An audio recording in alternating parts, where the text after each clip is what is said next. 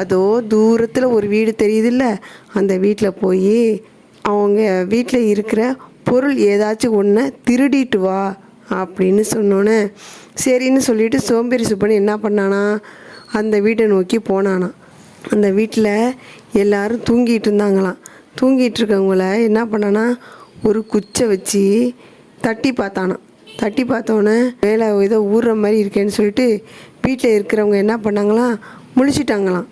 முழிச்சிட்டு யார் இந்த குச்சை வச்சு தட்டுறது அப்படின்னு எந்திரிச்சு பார்த்தோன்னே சோம்பேறி சுப்பன் நின்றுட்டு இருந்தானா.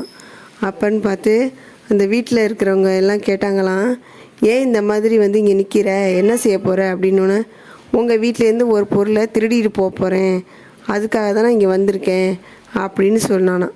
சொன்னோன்னே என்ன பண்ணிட்டாங்களாம், வீட்டில் இருந்தவங்க எல்லாரும் சேர்ந்து அவனை 2 அடி அடித்து வீட்டை விட்டே துரத்திட்டாங்களாம்.